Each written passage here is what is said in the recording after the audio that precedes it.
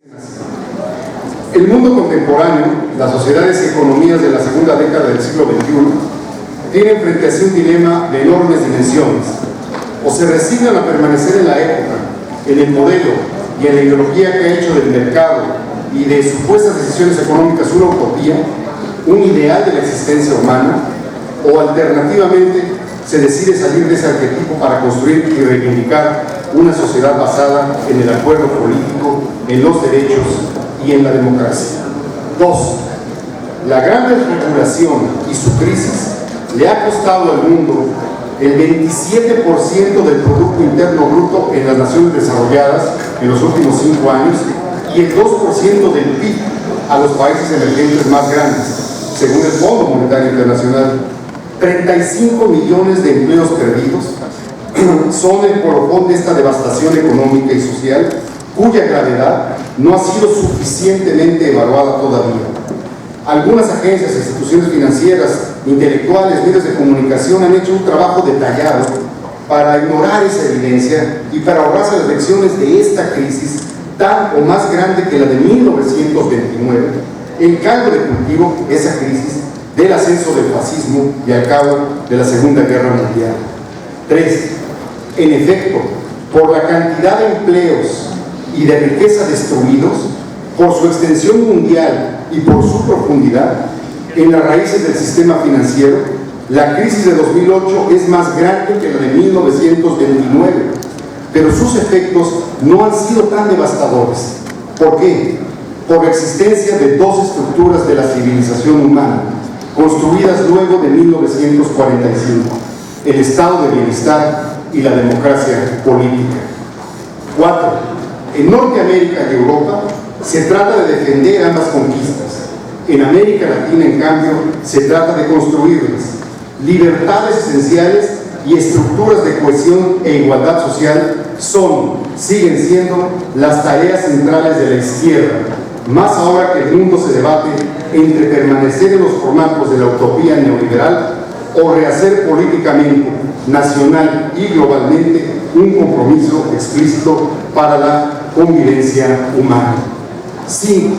Decimos que América Latina está en condiciones de asistir a este debate porque, a pesar de su desigualdad y sus rezagos, ya es un continente democrático. Después de la Guerra Fría y de la edad de plomo de las dictaduras y los autoritarismos antiguos, Latinoamérica puede reclamar para sí su primera generación de vida democrática. Casi todas las democracias de América Latina nacieron así, entre pactos discretos, aparición pública de partidos antes proscritos, tímida ampliación de libertades y elecciones inaugurales. A partir de los primeros años 80, Latinoamérica entró por derecho propio a la marea de la tercera ola democratizadora y con ello configura una edad política, un periodo tan singular en su configuración y tan largo en el tiempo que ya podemos llamarlo periodo histórico. Celebrar la democracia en América Latina no es un acto de complacencia, sino el reconocimiento de una conquista mayúscula en la que la izquierda jugó un papel absolutamente decisivo. Está pendiente la otra gran tarea, la equidad y la cohesión social, pero sin el avance democrático sería impensable el escenario que tenemos hoy: grandes formaciones nacionales de la izquierda, gobiernos de países enteros o de las ciudades más importantes de la región, congresos actuantes y deliberantes, poderosos programas de igualación social y un debate sin cortapisas como en ningún otro momento de nuestra historia independiente. Por primera vez, la izquierda latinoamericana hace política sin miedo, públicamente, con recursos propios y con posibilidades reales de ampliarse, reproducirse y acceder al poder.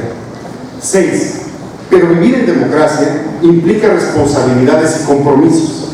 Es la posibilidad de acceder al gobierno, pero también de perderlo, siempre en contiendas abiertas, incluyentes y equitativas, siempre en un marco de respeto restricto a la voluntad de los ciudadanos.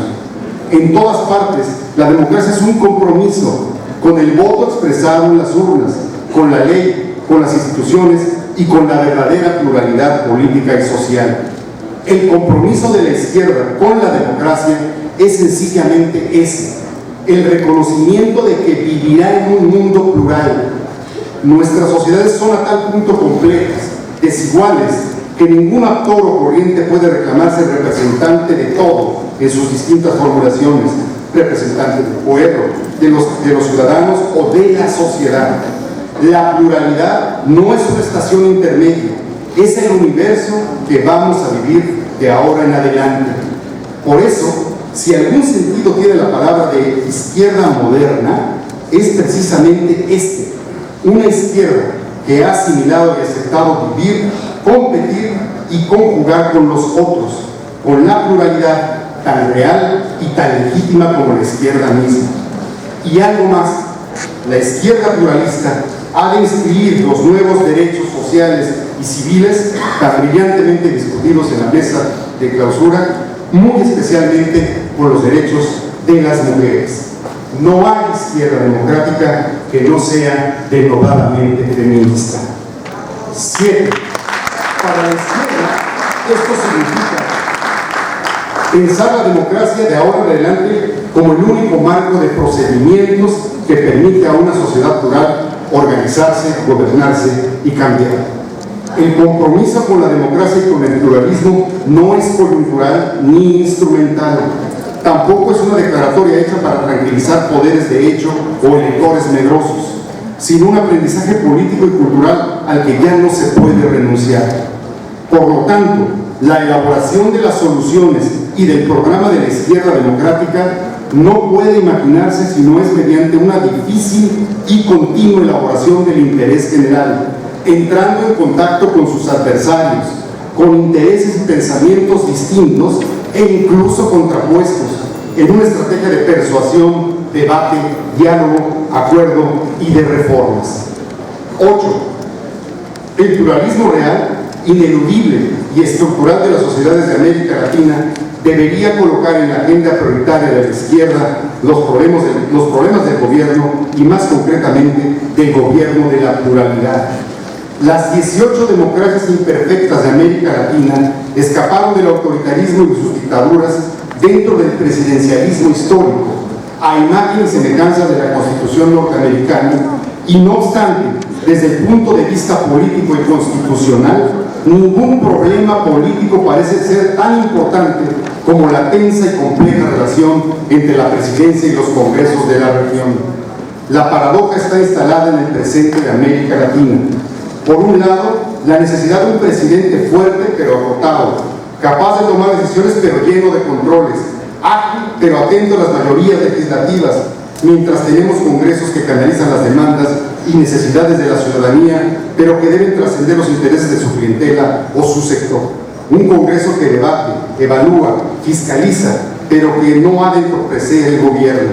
Esta es la ecuación política irresuelta de nuestra democratización. Trascender el repetido inventario electoral, explorar alternativas más allá de la segunda vuelta, fórmula arquetípica adoptada en América Latina, abrir la imaginación política al cambio de régimen político constitucional, es también parte de la agenda obligatoria de la izquierda democrática en este periodo. 9. Finalmente, las sociedades modernas y libres no pueden edificarse si no es bajo un piso firme de derechos y sus obligaciones asociadas. Derechos fundamentales que contribuyen a la paz, a la igualdad, al aseguramiento de la democracia y sobre todo a la protección de los más débiles. La izquierda democrática es la izquierda de los derechos fundamentales, porque en ellos se expresa el trato que una sociedad le debe a los más débiles. Pero todos los derechos cuestan.